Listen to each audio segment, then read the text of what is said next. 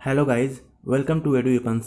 दोस्तों, आज हम लोग एनसीईआरटी क्लास 6 इतिहास का अध्याय 3 भोजन संग्रह से उत्पादन तक, ठीक है, इसको आज हम लोग पढ़ेंगे। तो चलिए शुरू करते हैं। नैनियों का भोजन, ठीक है। आज नैनियों अपना पसंदीदा खाना खा रही थी। चावल, स्क्वैश, कद्दू, बीन्स और गोश्त, ठीक है ना। चावल खा रही थी, स्क्वैश खा रही थी। स्क्वैश क्या होता है? स्क्वैश एक प्रकार का पेय पदार्थ है, ठीक है दोस्तों। यह जो है ना, फलों का एक रस है, ठीक है। कद्दू आप लोग जानते ही हैं। बीन्स क्या होता है? बीन्स को हिंदी में बोलते हैं फलिया, ठीक है। क्या बोलते हैं? फलिया। और गोश्त यानी मीट, ठीक है ना। स्क्वैश, कद्दू और बीन्स उसकी नानी ने अपने घर के पिछवाड़े के छोटे से बगीचे में ही उगाया था, ठीक है दोस्तों। जो कद्दू है और बीन्स है, वह उसकी नानी ने अपने घर के पीछे में एक छोटा सा बगीचा है, उसी में उगाया था, ठीक है ना।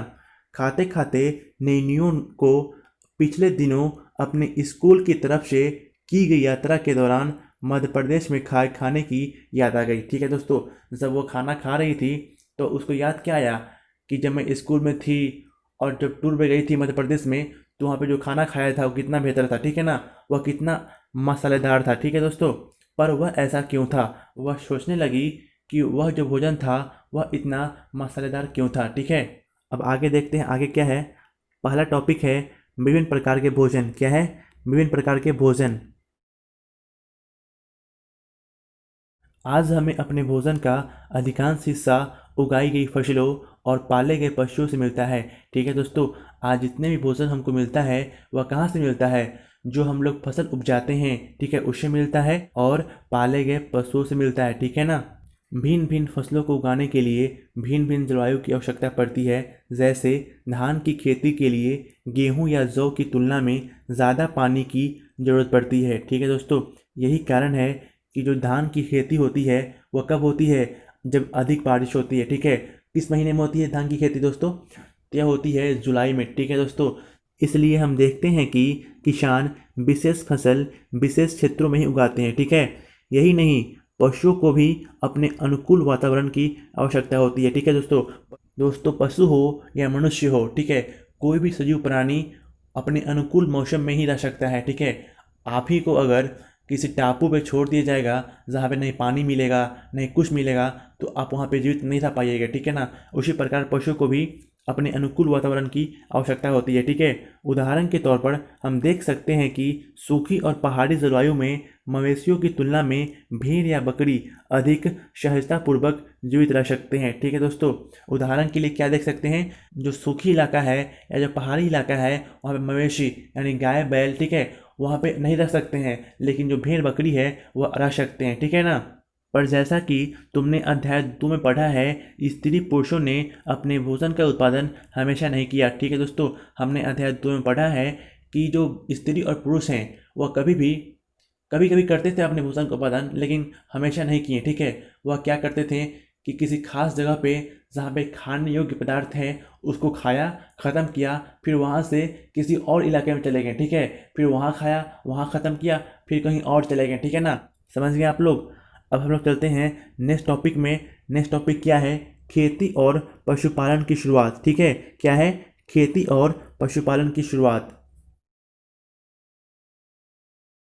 अध्याय 2 में हमने पढ़ा है कि दुनिया की जलवायु बदलती रही है, ठीक है दोस्तों। जो दुनिया की जलवायु है वह परिवर्तन होता रहता है, ठीक है। साथ ही लोग जिन वनस्पतियों और पशुओं का भोजन के रूप में इस्तेमाल करते हैं वे भी बदलते रहे, ठीक है। लोगों का ध्यान कुछ बातों की ओर गया, जैसे खाने योग्य वनस्पतियाँ कहाँ कहाँ मिल सकती है, बीज कैसे अपने डंठल से टूट कर गिरते हैं, गिरे बीजों का अंकुरण और उनसे पौधों का निकलना आदि, ठीक है दोस्तों। ये बोल रहा है ना कि लोग जो है इस बात पर ध्यान देने लगे कि भोजन के लिए जो खाने योग्य वनस्पतियाँ हैं वह कहाँ मिलेगी, ठीक है, कहाँ कहाँ मिल सकती है, ठीक है। उसकी जो बीज है वह अपने डंठल से कैसे टूट कर गिरती है। डंठल क्या होता है? स्टीम, शाखा, ठीक है। शाखा को बोलते हैं क्या? डंठल, ठीक है। और फिर जो है गिरे बीजों का अंकुरण कैसे होता है, और फिर उससे पौधा कैसे निकलता है, ठीक है। अंकुरण मतलब क्या होता है? जर्मिनेशन, ठीक है दोस्तों। इसी तरह उन्होंने पौधों की देखभाल करनी शुरू कर दी होगी, ठीक है। चिड़ियों और जानवरों से पौधों की सुरक्षा की होगी ताकि वे ठीक से बढ़ सकें और उनके बीज पक सकें। ठीक है, इस प्रकार धीरे धीरे वे कृषक बन गए। ठीक है दोस्तों, ये बोल रहा है ना कि लोग क्या किए, पौधों की देखभाल करना शुरू कर दिए। ठीक है, और उनको जो है चिड़ियों और जानवरों से सुरक्षा प्रदान करने लगे। ठीक है, और ऐसे करते करते वह जो है कृषक बन गए। ठीक है, इसी तरह लोगों ने अपने घरों के आसपास चारा रखकर जानवरों को आकर्षित कर उन्हें पालतू बनाया होगा। ठीक है दोस्तों, लोग क्या किए होंगे ना कि अपने घर के आसपास चारा रखकर जानवर को बुलाया होगा और फिर उनको पालतू बनाया होगा। सबसे पहले जिस जंगली जानवर को पालतू बनाया गया वह कुत्ते का जंगली पूर्वज था। ठीक है, जो सबसे पहले जानवर पालतू बना वह क्या था, वह कुत्ता का जंगली पूर्वज था। ठीक है, धीरे धीरे लोग भेड़, बकरी, गाय और सूअर जैसे जानवरों को अपने घरों के नज़दीक आने को उत्साहित करने लगे। ठीक है दोस्तों, धीरे धीरे क्या को ना भेड़, बकरी, गाय, सूअर, ठीक है ना, इन सभी जानवरों को लोग अपने घरों के नज़दीक आने के लिए उत्साहित करने लगे। उसको उत्साहित कैसे करेंगे, तो उसको उत्साहित करने के लिए वे लोग अनाज या फिर चारा रखकर उसको आकर्षित करते होंगे। ठीक है ना, ऐसे जानवर झुंड में रहते थे और ज़्यादातर घास खाते थे। ठीक है दोस्तों, जो जानवर थे जैसे कि गाय, भैंस, सूअर, ठीक है, ये लोग रहते थे झुंड में और घास खाते थे। अक्सर लोग अन्य जंगली जानवरों के आक्रमण से इनकी सुरक्षा किया करते थे और इस तरह धीरे धीरे वे पशुपालक बन गए। ठीक है दोस्तों, इन जानवरों को सुरक्षा देकर लोग क्या किए कि अन्य जानवरों से इनको बचाया और ये क्या बन गए, पशुपालक बन गए। अब एक सवाल है, क्या तुम बता सकते हो कि सबसे पहले कुत्तों को ही पालतू क्यों बनाया गया? आप बता सकते हैं? मुझे लगता है कि सबसे पहले कुत्ते को ही पालतू इसलिए बनाया गया क्योंकि कुत्ते जो हैं जंगली जानवरों से कम खतरनाक होंगे। ठीक है, और ये जो है इंसान की जो भाषा है उसको कुछ हद तक समझ सकते हैं। ठीक है, आज भी हम लोग देखते हैं जो कुत्ता है वह इंसान की भाषा को समझ सकता है। ठीक है, इसी कारण जो है आजकल बहुत सारे जो है फोर्स हैं उसमें भी कुत्ता होता है। ठीक है, फोर्स समझते हैं आप लोग, वही जो अपने देश की सुरक्षा करते हैं, एयरफोर्स, नेवी, ठीक है, आर्मी, ठीक है, इन सब के पास भी कुत्ते होते हैं। ठीक है, पुलिस के पास भी कुत्ता होता है। ठीक है दोस्तों, और एक कारण यह भी हो सकता है कि जो कुत्ते होते हैं वह वफादार होते हैं। ठीक है, इसलिए लोग जो हैं कुत्ते को ही सबसे पहले पालतू बनाया। ठीक है, अब हम लोग इस बॉक्स में क्या लिखा है इसको पढ़ेंगे। ठीक है, बचने की प्रक्रिया, लोगों द्वारा पौधे उगाने और जानवरों की देखभाल करने को बचने की प्रक्रिया का नाम दिया गया। ठीक है दोस्तों, लोग जो है जहाँ रहते थे वहाँ पे पौधे उगाएं, ठीक है, और जो है जानवरों की देखभाल किए, इस प्रकार वह जो है एक जगह पर बच गए। ठीक है ना, और इसको नाम क्या दिया गया, बचने की प्रक्रिया। अपनाए गए ये पौधे तथा जानवर अक्सर जंगली पौधों तथा जानवरों से भिन्न होते थे। ठीक है दोस्तों, ये जो अपनाए गए थे पौधे या जानवर, ये जंगली जानवर और पौधों से भिन्न थे। ठीक है, इसकी वजह यह है कि बचने की प्रक्रिया की दिशा में अपनाए गए पौधों या जानवरों का लोग चयन करते थे। ठीक है दोस्तों, उदाहरण के तौर पर लोग उन्हीं पौधों तथा जानवरों का चयन करते हैं जिनके बीमार होने की संभावना कम हो। ठीक है दोस्तों, लोग जो है उसी पौधे को लगाते थे या फिर उसी जानवर को पालते थे जो कम बीमार हो। ठीक है, यही नहीं, लोग उन्हीं पौधों को चुनते हैं जिनसे बड़े दाने वाले अनाज पैदा होते हैं, साथ ही जिनकी मजबूत डंठलें अनाज के पके दानों के भार को संभाल सके। ठीक है दोस्तों, लोग जो हैं उन्हीं पौधों को लगाते थे जिनसे उन्हें बड़े दाने वाले अनाज मिले। ठीक है, और साथ ही उनकी जो स्टीम है, शाखा है, डंठल है, ठीक है, वह अनाज के पके दाने के भार को संभाल सके। ठीक है दोस्तों, वैसे पौधे लगाते थे। ठीक है ना, ऐसे पौधों के बीजों को संभाल कर रखा जाता है ताकि फिर से उगाने के लिए उनके गुण सुरक्षित रह सकें। ठीक है, जो ऐसे पौधे होते हैं उनके बीज को भी अलग रखा जाता है इकट्ठा करके। ठीक है, ताकि बाद में फिर से हम उगा सकें ऐसे पौधे। ठीक है, उन्हीं जानवरों को आगे प्रजनन के लिए चुना जाता है जो आम तौर पर अहिंसक होते हैं। ठीक है दोस्तों, वैसे जानवर का प्रजनन के लिए चुना जाता है जो कि अहिंसक होते हैं। ठीक है, जो ज़्यादा झगड़ालू नहीं होते हैं। ठीक है, जो अहिंसक होते हैं, जैसे कि जो काटते नहीं हैं, ठीक है, अच्छे से रहते हैं, उन्हीं जानवरों को प्रजनन के लिए चुना जाता था। ठीक है ना, इसलिए हम देखते हैं कि पाले गए जानवर तथा कृषि के लिए अपनाए गए पौधे जंगली जानवरों तथा पौधों से धीरे धीरे भिन्न होते हैं। ठीक है, यही कारण है कि जो जंगली पौधा है और जो पालतू पौधा है जो हम लोग लगाते हैं स्वयं से, उनमें काफ़ी अंतर होते हैं। और साथ ही जो जंगली जानवर हैं या फिर जो पालतू जानवर हैं उनमें भी काफ़ी अंतर होता है। मिसाल के तौर पर जंगली जानवरों की तुलना में पालतू जानवरों के दांत और सींग छोटे होते हैं। ठीक है दोस्तों, जो पालतू जानवर होते हैं ना, उनके दांत और सींग छोटे होते हैं। किसकी तुलना में? जंगली जानवर की तुलना में। ठीक है ना।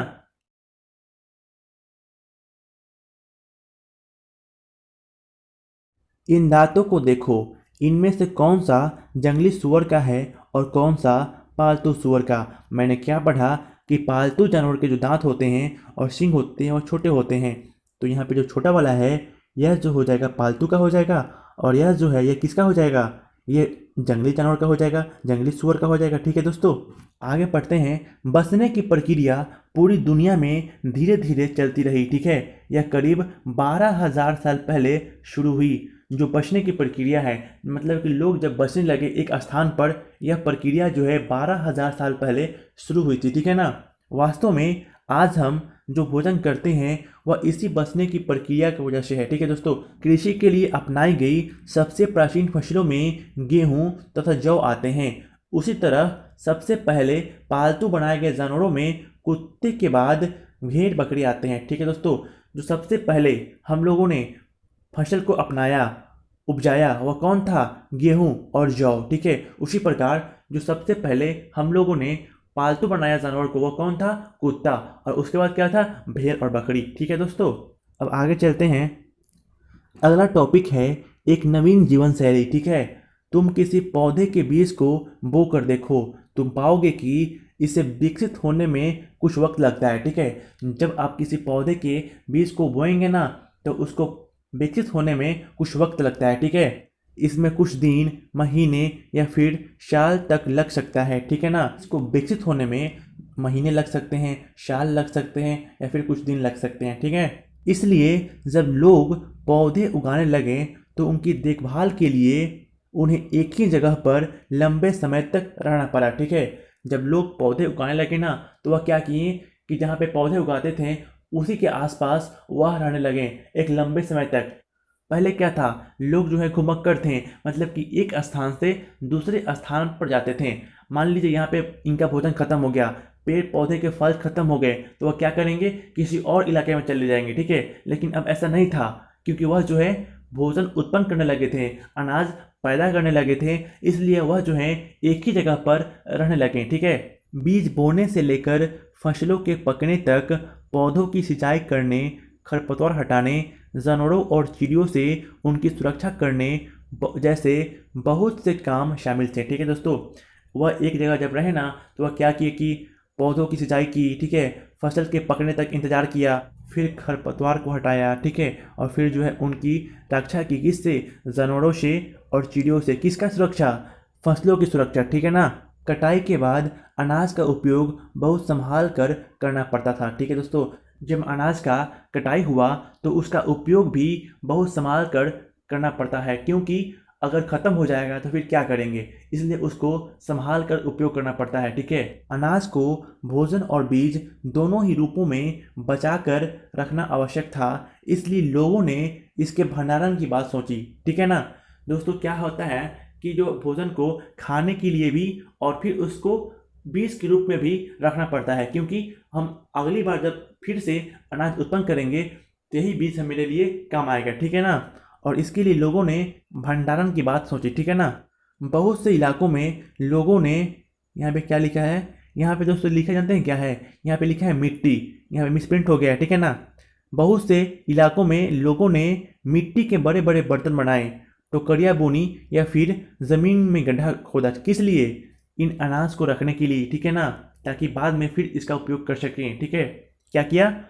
मिट्टी के बड़े बड़े बर्तन बनाए, टोकरियाँ बुनी और फिर ज़मीन में गड्ढा करके इन अनाजों को रखा। ठीक है, क्या तुम्हें लगता है कि शिकारी या भोजन संग्रह करने वाले बर्तन बनाते और उनका प्रयोग करते होंगे? अपने जवाब का कारण बताओ। ठीक है दोस्तों, अब करना आपको ये है कि इसका आंसर ढूंढना है, ठीक है। तो मैंने जस्ट इसके पहले पढ़ा क्या कि लोग जो हैं शिकारी हैं या फिर भोजन संग्राहक है, वह बर्तन बनाते थे किस लिए, भोजन को इकट्ठा करने के लिए। आपका आंसर ही मिल गया। अब जरा इसको पढ़ते हैं, साइड में क्या लिखा है, ठीक है। अनाज के उपयोग, ठीक है, अनाज का उपयोग लिखा है यहाँ पे एक चित्र बनाकर, ठीक है ना। बीज के रूप में, खाद के रूप में, उपहार के रूप में, भंडारण के लिए। दोस्तों हम अनाज को बीज के रूप में इसलिए रखेंगे ताकि जब हम फिर से अनाज को उत्पन्न करें तो काम आए इस बीज का, क्योंकि जब बीज रहेगा तभी ना फिर से फसल आएगा, ठीक है। और फिर जो है अनाज का उपयोग खाने के लिए कर सकते हैं, ठीक है। और फिर जो है उपहार के लिए, यदि आपके पास अनाज है, आप कृषक हैं, तो आप किसी को गिफ्ट भी दे सकते हैं, ठीक है ना।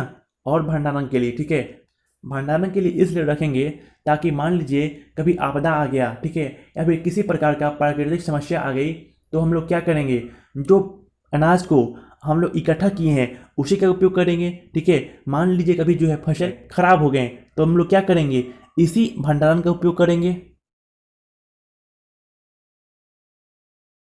अगला टॉपिक क्या है, अगला टॉपिक है जानवर चलते फिरते खाद्य भंडार। जानवर बच्चे देते हैं जिससे उनकी संख्या बढ़ती है। अगर जानवरों की देखभाल की जाए तो उनकी संख्या तो बढ़ती ही है, साथ ही उनसे दूध भी प्राप्त हो सकता है, ठीक है दोस्तों। अगर हम जानवर की देखभाल करेंगे तो फायदा क्या होगा कि उनकी संख्या बढ़ेगी और उनसे जो है हमें अधिक मात्रा में दूध की प्राप्ति होगी, ठीक है, जो भोजन का एक अच्छा स्रोत है, ठीक है। यही नहीं, जानवरों से हमें मांस भी मिलता है। दूसरे शब्दों में पशुपालन भोजन के भंडारण का एक तरीका है, ठीक है। हमें जानवरों से जो है मांस भी मिलता है, ठीक है ना। और इस प्रकार हम कह सकते हैं कि जो पशुपालन है, यानी जो व्यक्ति पशुपालन कर रहा है वह क्या कर रहा है, वह जो है अपने भोजन का भंडारण कर रहा है, ठीक है। इस प्रकार हम यह भी कह सकते हैं कि जो पशुपालन करता है वह क्या करता है, भोजन का भंडारण करता है, ठीक है, क्योंकि उससे हमें मांस प्राप्त होती है, दूध प्राप्त होती है। समझ रहे हैं आप लोग। अब यहाँ पे एक सवाल है, भोजन के अतिरिक्त जानवरों से क्या क्या मिल सकता है। दोस्तों जानवरों से क्या क्या मिल सकता है, दूध मिल सकता है, मांस मिल सकता है, और कुछ जानवरों से हमें वस्त्र भी मिलते हैं। दोस्तों आप लोग जानते होंगे कि भेड़ हो गए, ठीक है, भेड़ से हमें क्या मिलता है, रुई मिलता है, और उस रुई से हम अपने लिए कंबल बना सकते हैं। समझ रहे हैं आप लोग। ऐसे ही बहुत सारा उपयोग है। अगला क्वेश्चन क्या है, आज जानवरों का उपयोग किस लिए होता है। दोस्तों सबसे पहले आप अपने आसपास देखिए कि जानवर हैं उनका उपयोग किस लिए हो रहा है। तो देखिएगा कि आपको क्या मिलेगा, दूध के लिए, ठीक है, मांस के लिए, या फिर जो है खेती के लिए, लोग खेती करते हैं उसमें भी जानवर का उपयोग होता है, ठीक है। कुछ का उपयोग जो है सामान को एक जगह से दूसरे स्थान पर ले जाने में भी होता है, ठीक है। और कुछ जानवर का उपयोग जो है सुरक्षा के लिए भी होता है। जैसे कि मान लीजिए कि आपके घर का सुरक्षा करना है, तो देखते होंगे कि आजकल जो है लोग अपने घर के आगे है एक डॉगी रखते हैं, क्योंकि वह वफादार होता है, ठीक। ऐसे ही बहुत उपयोग हैं आजकल जानवरों का, ठीक है। अब देखते हैं नेक्स्ट टॉपिक। नेक्स्ट टॉपिक क्या है, आओ आरंभिक कृषकों और पशुपालकों के बारे में पता करें, ठीक है। क्या पता करेंगे, आरंभिक कृषकों के बारे में पता करेंगे और पशुपालकों के बारे में पता करेंगे, ठीक है दोस्तों। मानचित्र 2 पृष्ठ संख्या 14 देखो। क्या तुम्हें कई नीले वर्ग दिख रहे हैं। पता है इनमें से प्रत्येक बिंदु उस जगह को दर्शाता है जहां पुरातत्वविदों को शुरुआती कृषकों और पशुपालकों के होने के साक्ष्य मिले हैं। दोस्तों अब हम लोग पेज नंबर 14 देखेंगे, क्योंकि यहाँ पे जो नीला बिंदु है उसी के आसपास सबसे पहले पुरातत्वविदों को कृषक और पशुपालक के होने के साक्ष्य मिले हैं, ठीक है। चलिए अब हम लोग पेज नंबर 14 को देखते हैं। ये है पेज नंबर 14। अब हम लोग देखेंगे कि नीला बिंदु कहाँ कहाँ है, ठीक है। तो नीला बिंदु आइए देखते हैं कहाँ कहाँ पे है। यहाँ पे देखिए, एक है पय्यमपल्ली के पास, एक है हल्लूर के पास, और कहाँ पे है, यहाँ पे है दाऊदली हेडिंग के पास, चिरांद के पास है, यहाँ पे दो है कोल्डी हवा और महागढ़ा के पास। और देखते हैं और कहाँ है, यहाँ पे देखिए मेहरगढ़ है, और ये है बुरझोम, ठीक है। ये जो नीला बिंदु है यहीं पे सबसे पहले कृषकों और पशुपालकों के होने के साक्ष्य मिले हैं, ठीक है। यही तो समझा रहा था वहाँ पे। उसको तो आप लोगों ने समझ लिया। अब यहाँ पढ़ते हैं, ये पूरे उपमहाद्वीप में पाए गए, इनमें सबसे महत्वपूर्ण पश्चिमोत्तर क्षेत्र में, आधुनिक कश्मीर में और पूर्वी तथा दक्षिण भारत में पाए गए। ठीक है दोस्तों, जितने भी हम लोगों को कृषकों और पशुपालकों के साक्ष्य मिले हैं, उनमें सबसे अधिक कहाँ मिले हैं? पश्चिमोत्तर क्षेत्र में और पूर्वी और दक्षिण भारत में। ठीक है, अब मैं आप लोग को कुछ समझाता हूँ। मान लीजिए कि यह जो है एक भारत है। क्या है? भारत। ऐसे ही मान लीजिए, ठीक है। यह क्या हो जाएगा? यह हो जाएगा ईस्ट, यह हो जाएगा वेस्ट, यह हो जाएगा क्या? साउथ, और यह हो जाएगा नॉर्थ। ठीक है, अब यहाँ लिखा है पूर्वी तथा दक्षिण भारत। ये हो गया दक्षिण भारत और ये हो गया पूर्वी भारत, ये वाला भाग।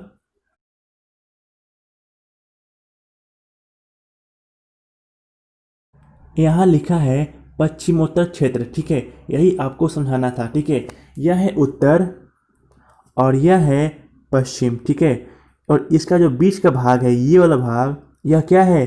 पश्चिमोत्तर है। ठीक है ना, बस यही समझाने के लिए मैंने ये सब किया। ठीक है, अब ज़रा इसको क्लीन करते हैं।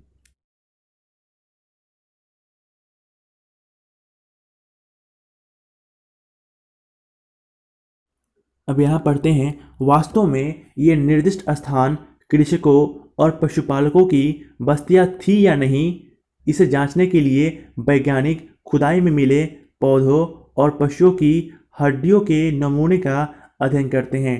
ठीक है दोस्तों, निर्दिष्ट स्थान यानी जो स्थान वहाँ पे दिखाया गया था डायग्राम में, वहाँ पे पशुपालक या कृषक की बस्तियाँ थी या नहीं, यह जांचने के लिए क्या किया? वैज्ञानिक खुदाई किया। ठीक है, और वहाँ से जो है कुछ पशुओं के और कुछ वृक्षों के अवशेष मिले। ठीक है ना, इनमें से सबसे रोचक जले हुए अनाज के दानों का अवशेष है। ठीक है, वैज्ञानिकों को क्या मिला? अनाज के दाने। कैसा? जला हुआ। ठीक है, ऐसा लगता है कि ये गलती से या फिर जानबूझकर जलाए गए होंगे। ये जो अनाज के दाने हैं, ये गलती से जल गए होंगे या फिर जानबूझकर जलाए गए होंगे। ठीक है, ये अलग बात है। ठीक है ना, वैज्ञानिक इन अनाज के दानों की पहचान कर सकते हैं। ठीक है, जो वैज्ञानिक हैं हमारे हैं, वह इन अनाज के दानों को पहचान कर सकते हैं। ठीक है, इस तरह हमें पता चलता है कि इस उपमहाद्वीप के विभिन्न भागों में बहुत सारी फसलें उगाई जाती होगी। ठीक है, वैज्ञानिक विभिन्न जानवरों की हड्डियों की भी पहचान कर सकते हैं।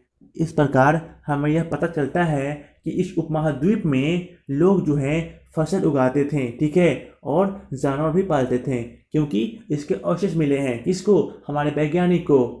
नीचे की तालिका में तुम यह जान सकते हो कि कहाँ कहाँ अनाजों और पालतू जानवरों की हड्डियों के अवशेष मिले हैं। आइए इसको देखते हैं। ये अनाज है और हड्डियां हैं, और ये क्या है? पूरा स्थल। पूरा स्थल क्या होता है? पूरा यानी प्राचीन, और स्थल यानी भूमि, यानी प्राचीन भूमि। ठीक है ना, गेहूं, जौ, भेड़, बकरी, मवेशी। ठीक है ना, यह जो है मेहरगढ़ से प्राप्त हुआ है, इसके अवशेष। ठीक है, मेहरगढ़ कहाँ है? मेहरगढ़ जो है वर्तमान में, मतलब अभी, पाकिस्तान में पड़ता है। ठीक है, फिर है चावल, जानवरों की हड्डियों के टुकड़े।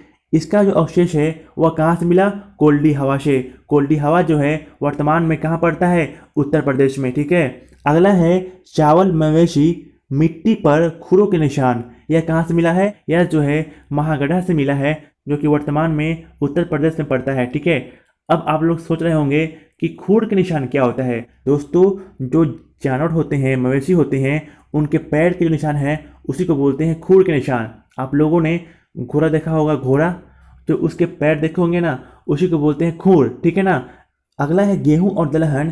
तो यह जो है इसका अवशेष जो है कहाँ से मिला है? गुफक्राल से मिला है। गुफक्राल अभी वर्तमान में कश्मीर में है। ठीक है ना, अगला है गेहूं और दलहन, कुत्ते, मवेशी, भैंस, भेड़, बकरी के अवशेष कहाँ से मिला है? बुरजहोम से मिला है, और बुरजहोम जो है अभी कहाँ पड़ता है? कश्मीर में पड़ता है। अगला क्या है? अगला है गेहूं, हरे चने, जौ, भैंस और बैल। ठीक है, इनका अवशेष जो है कहाँ से मिला है? चिरांद से मिला है।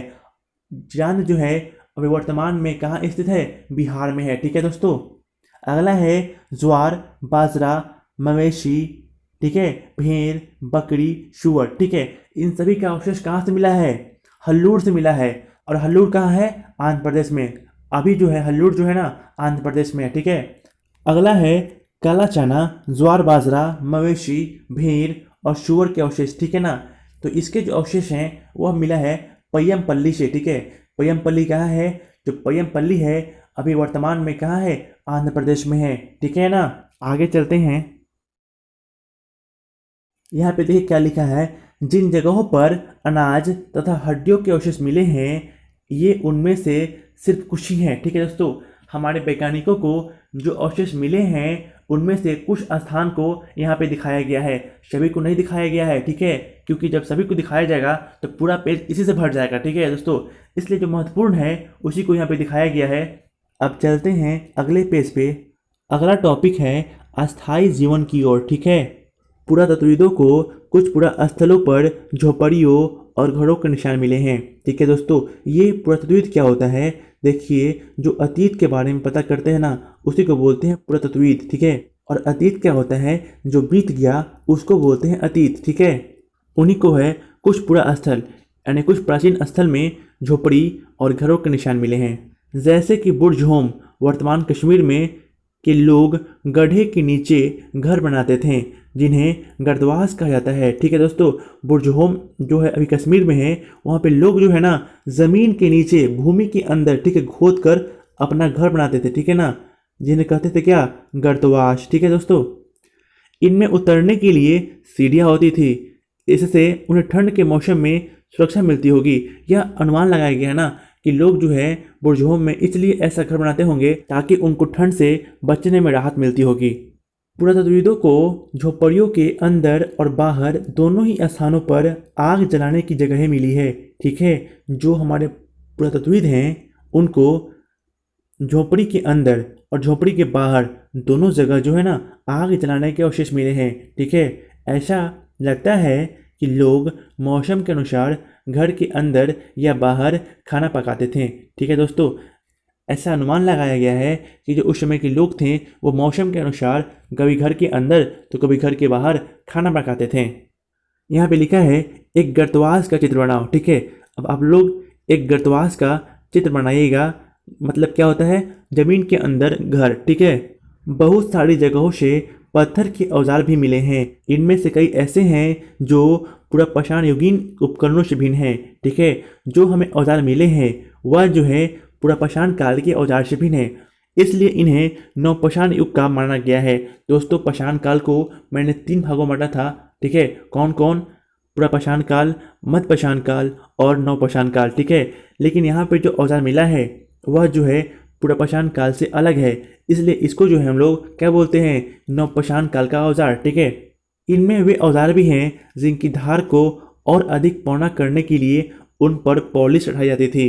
दोस्तों, कुछ औजार के धार को तेज करने के लिए, आकर्षक करने के लिए उस पर जो है ना पॉलिश चढ़ाई जाती थी, ठीक है। ओखली और मूसल का प्रयोग अनाज तथा वनस्पतियों से प्राप्त अन्य चीज़ों को पीसने के लिए किया जाता था, ठीक है। जो ओखली हो गए या मूसल हो गए उनका प्रयोग किस लिए करते थे? अनाज को पीसने के लिए, ठीक है।